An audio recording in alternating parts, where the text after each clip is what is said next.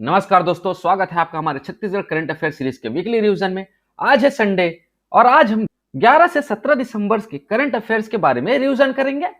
Daily current affair video की PDF प्राप्त करने के लिए आप हमारे टेलीग्राम से जुड़ सकते हैं। साथ ही साथ इसी तरह की करंट अफेयर वीडियो देखने के लिए सब्सक्राइब करें हमारे इस यूट्यूब चैनल को। चलिए आज के पहले प्रश्न की ओर चलते हैं। आज का पहला प्रश्न है, छत्तीसगढ़ के नए मुख्यमंत्री निम्न में से कौन होंगे? इसका सही उत्तर है ऑप्शन ए, विष्णुदेव साय होंगे। छत्तीसगढ़ के नए मुख्यमंत्री श्री विष्णुदेव साय होंगे। रायपुर के बीजेपी प्रदेश कार्यालय में विधायक दल की बैठक में उन्हें विधायक दल का नेता चुना गया है। बड़ी घोषणा करते हुए उन्होंने कहा है कि 2 साल बकाया धान का बोनस 25 दिसंबर को देंगे। अरुण साव और विजय शर्मा को उप मुख्यमंत्री बनाया गया है। ध्यान रखिएगा दोस्तों, छत्तीसगढ़ में पहली बार ऐसा हुआ है कि 2 उप मुख्यमंत्री हुए हैं। ठीक है, तो कौन कौन हुए हैं? अरुण साव है, विजय शर्मा हुए हैं। और छत्तीसगढ़ के पहले उप मुख्यमंत्री कौन है? श्री टी.एस. सिंहदेव जी हैं। ठीक है, वहीं छत्तीसगढ़ के पूर्व मुख्यमंत्री डॉक्टर रमन सिंह को विधानसभा अध्यक्ष बनाया गया है। विष्णुदेव साय छत्तीसगढ़ के पहले आदिवासी मुख्यमंत्री बने हैं। छत्तीसगढ़ के इतिहास में पहली बार किसी किसान परिवार से आने वाले आदिवासी समुदाय के कार्यकर्ता को मुख्यमंत्री का दर्जा मिला है। श्री विष्णुदेव साय के बारे में जानकारी जान लेते हैं हम कुछ थोड़े। विष्णुदेव साय कुनकुरी विधानसभा सीट से विधायक है। कुनकुरी से आने वाले विष्णुदेव साय आदिवासी समाज से आते हैं। वह 4 बार सांसद, 2 बार विधायक, केंद्रीय राज्य मंत्री और 2 बार प्रदेश अध्यक्ष रह चुके हैं। साल 2014 में केंद्र में भाजपा की सरकार आने के बाद उन्हें केंद्रीय मंत्री भी बनाया गया था। विधानसभा चुनाव में उन्होंने कांग्रेस के अपने सबसे निकटतम प्रतिद्वंदी यूडी मिंज को 25,541 वोटों के अंतर से मात दी है। विष्णुदेव साय को चुनाव में 87,604 वोट मिले हैं। ध्यान रखिए दोस्तों, साल 2014 में जो था ना, प्रधानमंत्री श्री नरेंद्र मोदी के पहले कार्यकाल के दौरान इन्हें केंद्रीय मंत्री बनाया गया था। ठीक है, ये भी ध्यान में रखिएगा। मुख्यमंत्रियों का कार्यकाल और उनके नाम। तो अजीत जोगी जी का कार्यकाल सबसे पहला रहा था, जो 1 नवंबर 2000 से 5 दिसंबर 2003 तक मुख्यमंत्री रहे हैं। वहीं रमन सिंह जी जो रहे ना, वो 7 दिसंबर 2003 से 11 दिसंबर 2008 तक मुख्यमंत्री रहे। उसके बाद दूसरे कार्यकाल और तीसरे कार्यकाल में भी रमन सिंह जी ही मुख्यमंत्री रहे हैं। चौथे कार्यकाल में जो है ना, भूपेश बघेल जी मुख्यमंत्री रहे, जिनका कार्यकाल 17 दिसंबर 2018 से 3 दिसंबर 2023 तक का रहा है। वहीं चौथे मुख्यमंत्री और 6वें कार्यकाल के मुख्यमंत्री विष्णुदेव साय जी रहे, जिनका शपथ ग्रहण समारोह 13 दिसंबर 2023 को हुआ है। ठीक है, ध्यान रखें दोस्तों, कार्यकाल के अनुसार देखा जाए तो विष्णुदेव साय जो है ना, वो 6वें क्रम के मुख्यमंत्री हैं, अगर वो कार्यकाल के अनुसार देखा जाए। लेकिन छत्तीसगढ़ के कौन से मुख्यमंत्री के रूप में उन्हें शपथ ली है?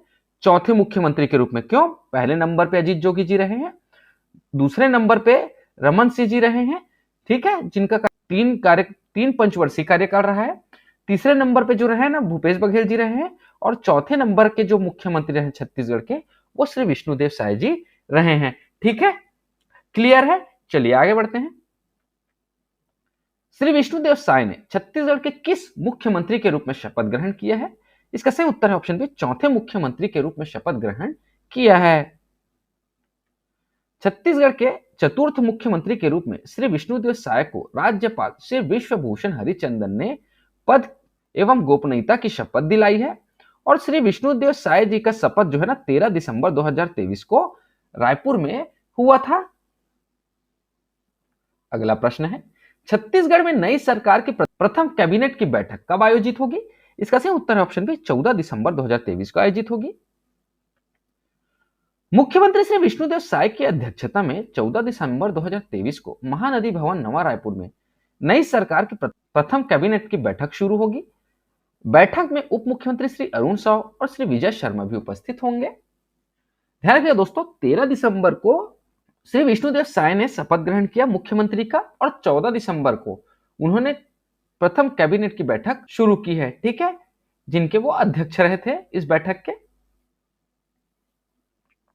अगला प्रश्न है, छत्तीसगढ़ के नए उप मुख्यमंत्री कौन होंगे? इसका सही उत्तर है ऑप्शन डी, बी और सी दोनों। तो छत्तीसगढ़ के जो नए उप मुख्यमंत्री है ना, वो श्री अरुण साव जी हैं और श्री विजय शर्मा जी जो है छत्तीसगढ़ के उप मुख्यमंत्री हैं। ठीक है, छत्तीसगढ़ के नए मुख्यमंत्री कौन है? श्री विष्णुदेव साय हैं। और नए उप मुख्यमंत्री श्री अरुण साव और श्री विजय शर्मा जी हैं। वहीं छत्तीसगढ़ विधानसभा का अध्यक्ष रमन सिंह जी को बनाया गया है। अगला प्रश्न है, छत्तीसगढ़ विधानसभा में भाजपा के किस वरिष्ठ नेता को प्रोटेम स्पीकर बनाया गया है? इसका सही उत्तर है ऑप्शन ए, राम विचार नेताम को प्रोटेम स्पीकर बनाया गया है। छत्तीसगढ़ में भाजपा के वरिष्ठ नेता राम विचार नेताम को प्रोटेम स्पीकर बनाया गया है। ध्यान रखिएगा दोस्तों, प्रोटेम स्पीकर मतलब अस्थायी अध्यक्ष होता है। ठीक है। विधानसभा का सत्र 19 से 21 दिसंबर के बीच होगा। इस दौरान राम विचार नेताम नव निर्वाचित विधायकों को शपथ दिलाएंगे। राम विचार नेताम 6वीं बार विधायक चुने गए हैं। तो ध्यान रखिएगा दोस्तों, जो प्रोटेम स्पीकर होते हैं वो अस्थायी अध्यक्ष होते हैं, जो नवनिर्वाचित जो विधायक होते हैं ना उनको शपथ दिलाते हैं। ठीक है। प्रोटेम स्पीकर के पद पर सदन के वरिष्ठ सदस्य को चुना जाता है। वह सदन में नए एवं स्थायी स्पीकर का चुनाव करने में सहायता करता है। भारत के संविधान अनुच्छेद 180 के तहत राज्यपाल को सदन का प्रोटेम स्पीकर नियुक्त करने की इजाजत होती है। प्रोटेम स्पीकर ही विधानसभा के अध्यक्ष और उपाध्यक्ष का चुनाव करता है। जैसे ही अध्यक्ष पद के लिए किसी दूसरे व्यक्ति का चयन होता है तो प्रोटेम स्पीकर की जिम्मेदारी स्वतः ही समाप्त हो जाती है। यह नियुक्ति आमतौर पर तब तक के लिए होती है जब तक विधानसभा अपना स्थायी विधानसभा अध्यक्ष नहीं चुन लेते हैं। ध्यान रखिएगा दोस्तों, प्रोटेम स्पीकर को नियुक्त किया जाता है और प्रोटेम स्पीकर की नियुक्ति कौन करता है? राज्यपाल प्रोटेम स्पीकर की नियुक्ति करते हैं। ठीक है। अनुच्छेद 180 के तहत किया जाता है। अगला प्रश्न है, छत्तीसगढ़ राज्य को कुष्ठ मुक्त बनाने कौन से अभियान शुरू करने के निर्देश दिए गए हैं? इसका सही उत्तर है ऑप्शन बी, कुष्ठ के विरुद्ध युद्ध अभियान शुरू करने के निर्देश दिए गए हैं। मुख्यमंत्री श्री विष्णुदेव साय ने छत्तीसगढ़ राज्य को कुष्ठ मुक्त बनाने जल्द ही कुष्ठ के विरुद्ध युद्ध अभियान शुरू करने के निर्देश दिए हैं। अगला प्रश्न है, विकसित भारत संकल्प यात्रा का शुभारंभ प्रधानमंत्री श्री नरेंद्र मोदी कब करेंगे? इसका सही उत्तर है ऑप्शन बी, 16 दिसंबर 2023 को करेंगे। दोस्तों, इस प्रश्न को लेने का मकसद यह है कि इसके बारे में आपको सारी डिटेल में बता सकूं, क्योंकि ये प्रश्न नेशनल इंटरनेशनल करंट अफेयर्स के हिसाब से भी इंपॉर्टेंट है और छत्तीसगढ़ करंट अफेयर्स के हिसाब से भी ये प्रश्न इंपॉर्टेंट है। ठीक है। चलिए इसके बारे में हम डिटेल में पढ़ते हैं। केंद्र सरकार की योजनाओं को जन जन तक पहुंचाने एवं इनसे लाभ लेने वाले हितग्राहियों से संवाद करने के उद्देश्य से आरंभ की जा रही विकसित भारत संकल्प यात्रा का शुभारंभ प्रधानमंत्री श्री नरेंद्र मोदी शनिवार 16 दिसंबर 2023 को करेंगे। मुख्यमंत्री श्री विष्णुदेव साय रायपुर से वर्चुअल माध्यम से इस कार्यक्रम में जुड़ेंगे। छत्तीसगढ़ के 4 शहरी क्षेत्र एवं 70 ग्रामीण क्षेत्र सीधे वीडियो कॉन्फ्रेंसिंग से होंगे। इन स्थानों में कार्यक्रमों का आयोजन होगा। छत्तीसगढ़ के शहरी क्षेत्रों में कार्यक्रमों का आयोजन रायपुर, बिलासपुर, कोरबा और दुर्ग में होगा। ग्रामीण क्षेत्रों में विभिन्न जिलों के 70 स्थलों का चयन कार्यक्रम के लिए किया गया है। तो ध्यान रखिएगा दोस्तों, छत्तीसगढ़ के 4 शहरी क्षेत्र जिसमें से रायपुर, बिलासपुर, कोरबा और दुर्ग में वीडियो कॉन्फ्रेंसिंग के जरिए कनेक्ट होंगे और इनमें कार्यक्रम का आयोजन किया जाएगा। साथ ही साथ जो ग्रामीण क्षेत्रों में ना विभिन्न जिलों के 70 स्थलों का चयन किया गया है। ठीक है। मुख्यमंत्री श्री विष्णुदेव साय रायपुर जिले में, उप मुख्यमंत्री श्री अरुण साव बिलासपुर जिले में तथा उप मुख्यमंत्री श्री विजय शर्मा कवर्धा जिले में बतौर मुख्य अतिथि कार्यक्रम में शामिल होंगे। वहीं उप मुख्यमंत्री श्री अरुण साव 16 दिसंबर को बिलासपुर में विकसित भारत यात्रा कार्यक्रम का शुभारंभ करेंगे। तो ध्यान रखिएगा दोस्तों, बिलासपुर में विकसित भारत यात्रा कार्यक्रम का शुभारंभ कौन करेंगे? उप मुख्यमंत्री श्री अरुण साव जी करेंगे। अगला प्रश्न है, छत्तीसगढ़ में तेंदुपत्ता का संग्रहण हेतु कितने रुपए प्रति मानक बोरा में खरीदी की जाएगी? इसका सही उत्तर है ऑप्शन सी, 5,500 रुपए प्रति मानक बोरा में खरीदी की जाएगी।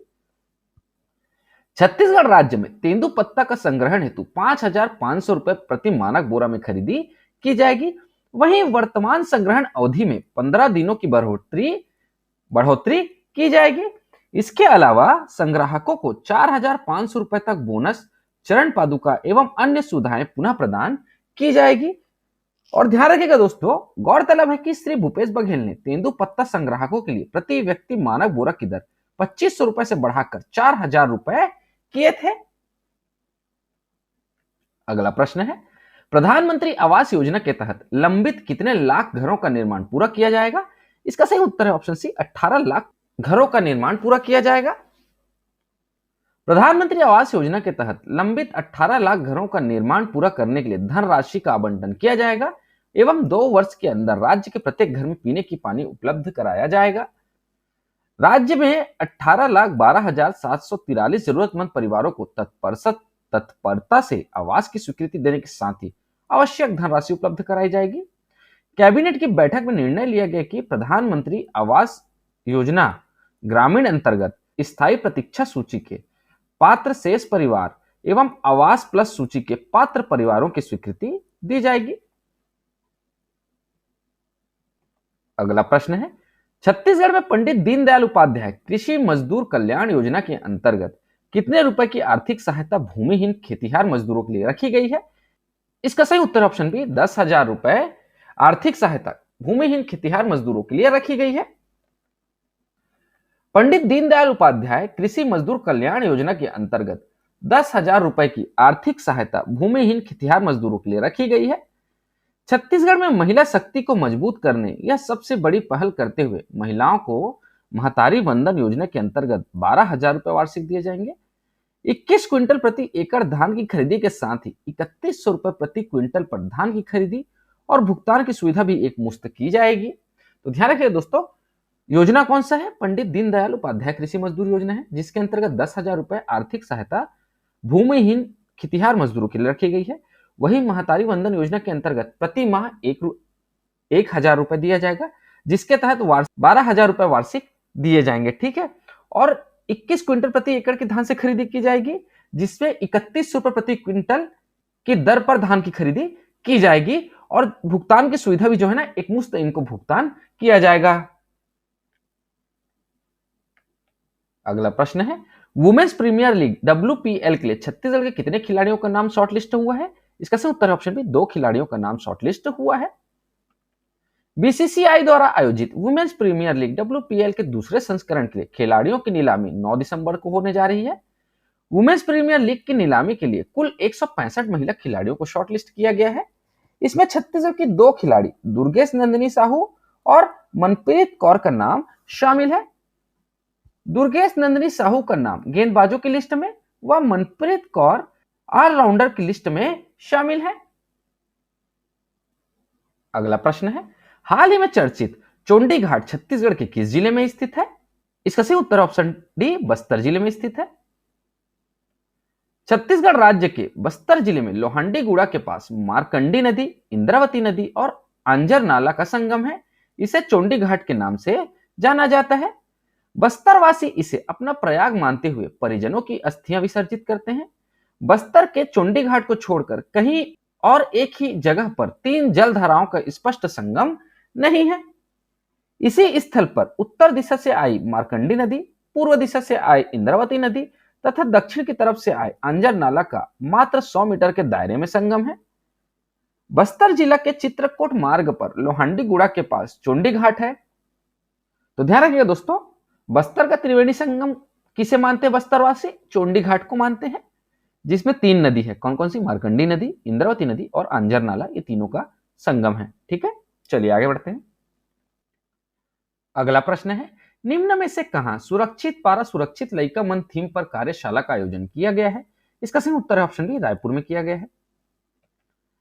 यूनिसेफ छत्तीसगढ़ और उच्च शिक्षा विभाग ने ग्राम संपर्क अभियान के तहत सुरक्षित पारा सुरक्षित लइका मन थीम पर रविशंकर विश्वविद्यालय रायपुर में कार्यशाला का आयोजन किया है। अगला प्रश्न है, बस्तर जिले में स्वाभिमान योजना के नाम से संचालित रणनीतियों को राज्य के कितने जिलों में समृद्ध बिहान के नाम से विस्तारित किया जा रहा है? इसका सही उत्तर है ऑप्शन सी, 31 जिलों में विस्तारित किया जा रहा है। बस्तर जिले में स्वाभिमान योजना के नाम से संचालित इन रणनीतियों को 31 जिलों में समृद्ध बिहान के नाम से विस्तारित किया जा रहा है। आज के इस रिवीजन वीडियो में इतना ही दोस्तों। आशा करता हूं आपको हमारी वीडियो पसंद आई होगी। अगर आपको हमारी वीडियो पसंद आती है तो लाइक करें, शेयर करें और हमारे इस चैनल को सब्सक्राइब करें। इस वीडियो को देखने के लिए आपका बहुत बहुत शुक्रिया। Thank you very much.